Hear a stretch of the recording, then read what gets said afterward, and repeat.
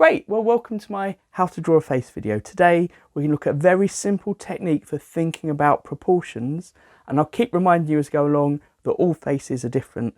Essentially, once you've got this proportion set up, you'll have to make changes depending on the face you're looking at.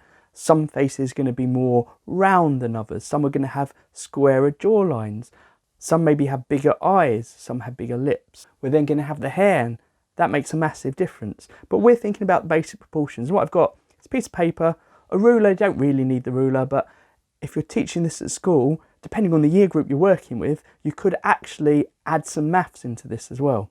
And then I've got 3 different colours of pencils. Now, you could do this with a normal drawing pencil. And what we're doing is construction lines to start with, where you would draw by pressing much lighter. And then you'd work up with your darker and heavier lines as you go along. And I think it's important for students to know that having those light marks that you can maybe still see in your final picture is fine. And in fact, it reveals the way an artist works and can be really interesting. But I'm actually going to do it in different colours. I'm going to start in red.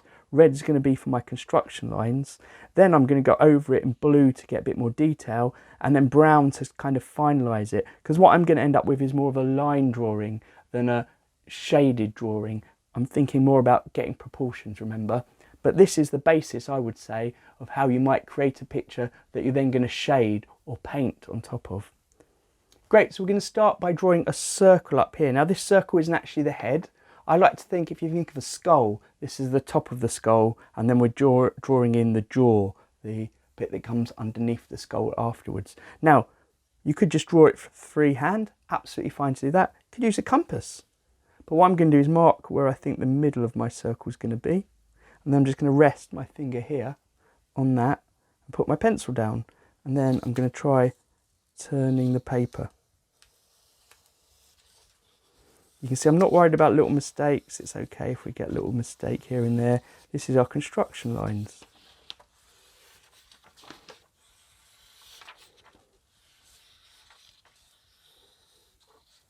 There we go. With our circle. I maybe have slipped a little bit from my centre point. I can see here my centre is here. So what you want to do is have your circle. Hopefully that's showing up. In fact, I'm just going to go over it. I'm going to press much darker than I would if I was doing a normal drawing for myself, to make sure it shows up on the camera. And as I keep saying, these are construction lines. I'm not worried about it being absolutely perfect.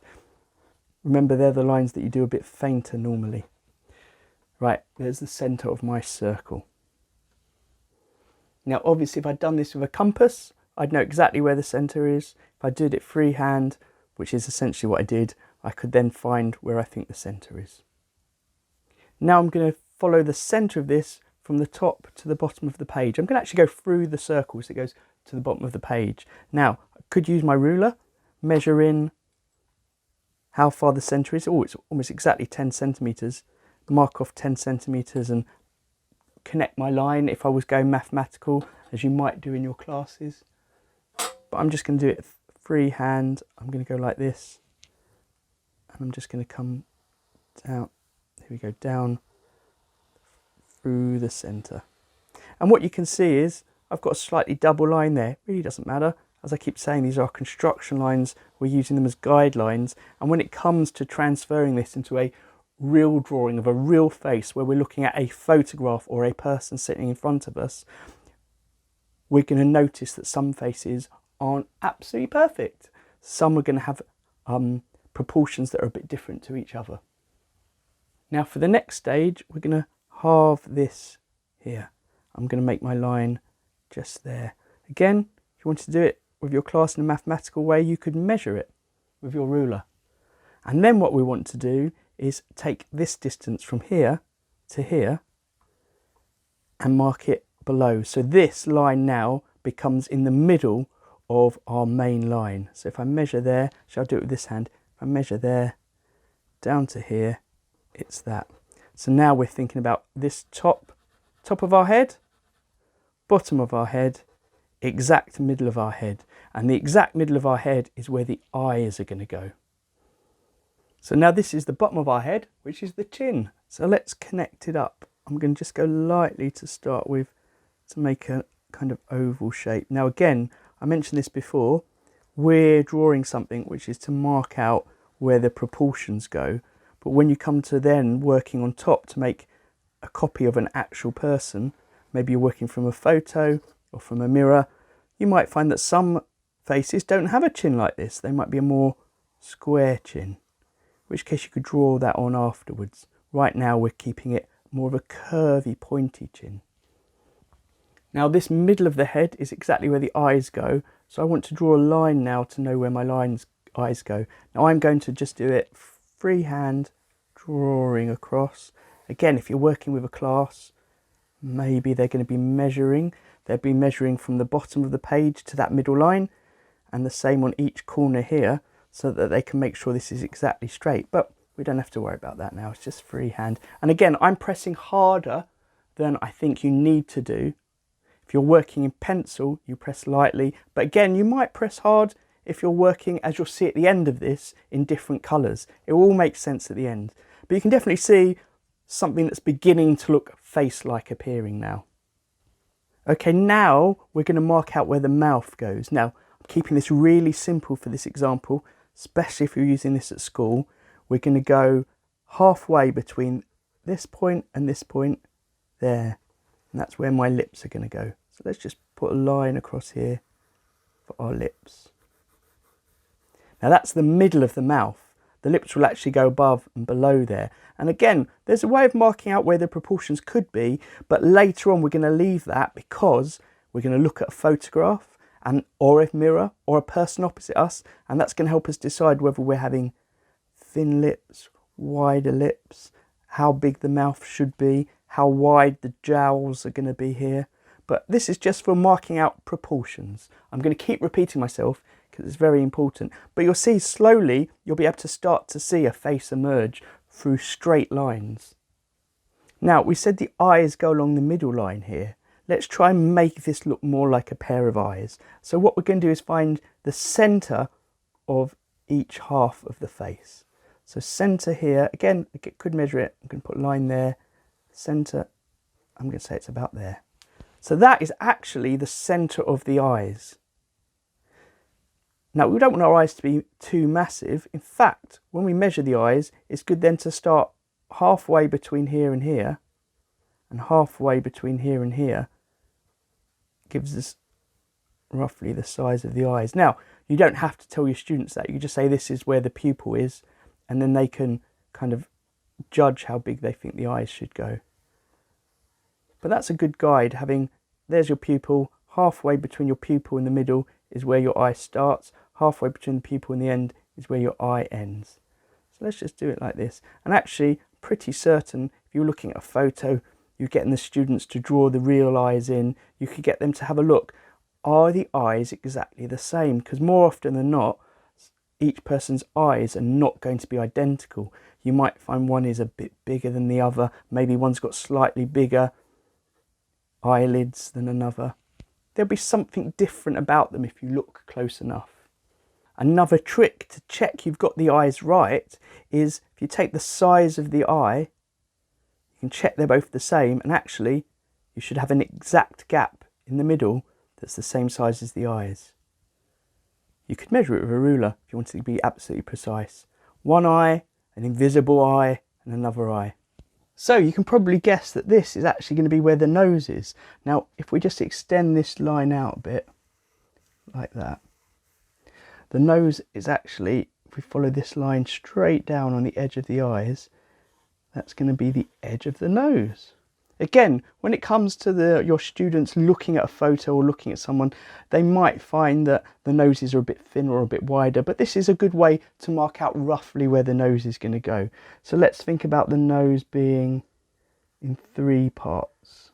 The main nose here and two smaller parts for the nostrils. Now obviously that's not exactly what a nose looks like, but if you look at the nose from the front, we can imagine that being right. When we look at the picture later, I'll show you when we use the darker colours how we can shape this more to be like a nose. Now let's go for the ears.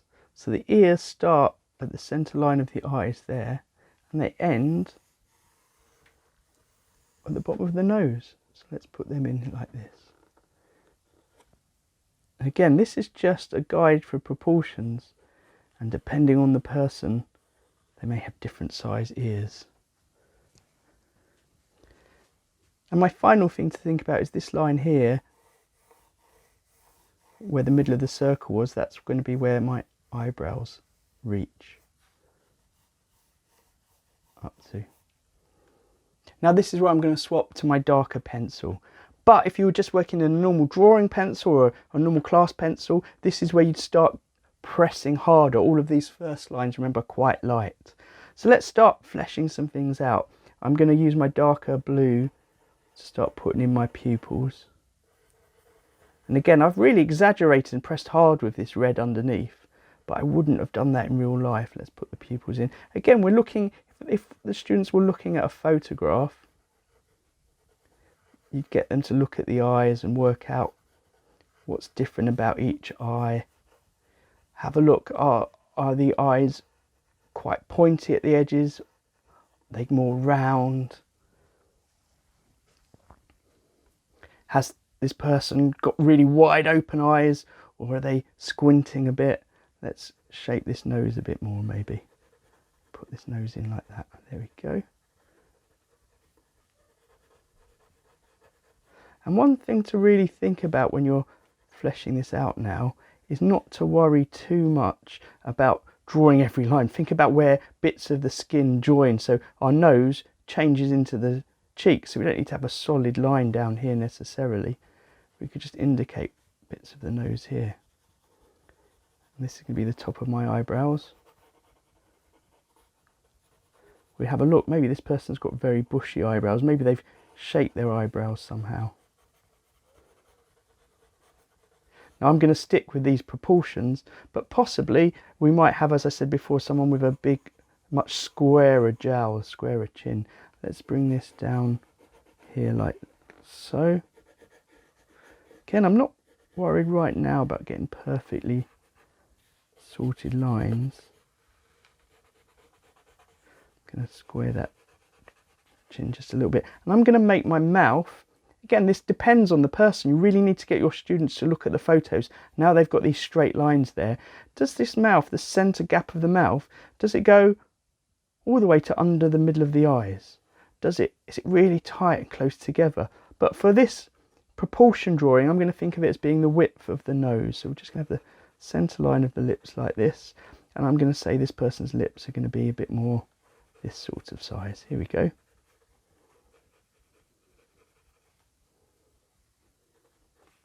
Maybe I can see a bit of a chin here. Great. And maybe actually this person's going to have ears that are more pointy out a bit, more like that shape. Now I'm doing it. Now I've marked out my red underneath, but actually in the photo I've noticed the ears are more like that shape. Great. Let's do the eyebrows. Maybe the eyebrows should be a bit more like this, coming in a bit more.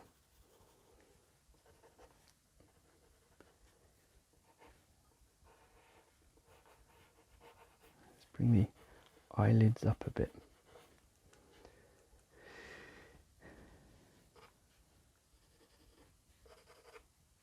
Then I'm just going to outline the head.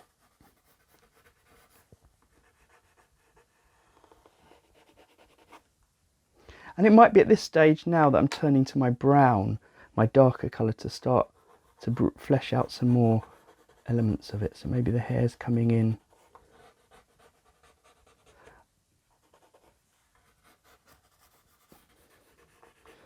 Bit of a messy haired person.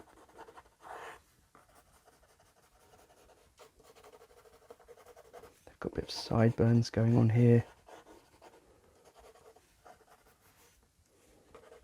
I'm actually going to bring the chin out a bit. Let's bring the neck in now. Here we go. I'm actually looking at, let's say when we're looking at the photo, maybe it's an older person, maybe their ears are a bit longer, their hair's coming down a bit behind the head here. Now this is a great stage to then start adding paint to it, or to really flesh in with some shading and colour now. Again, I've pressed really hard with my underlayers when I've been putting in my construction lines. These should be quite faint and hard to see. To keep looking back at your photo or your source material to see how things line up, to see how the shape needs to change once you've got your basic shape in place. One suggestion I have is, once a student has drawn this, you can even put tracing paper over the top, so they've got their construction lines and they can use that for each drawing they're doing and draw a few times on the tracing paper using construction lines underneath. Or maybe you make photocopies of their construction lines, making sure the prints are quite faint when they come through, so each student can draw multiple times on top of their same under foundation, especially if they've used a ruler to measure everything out.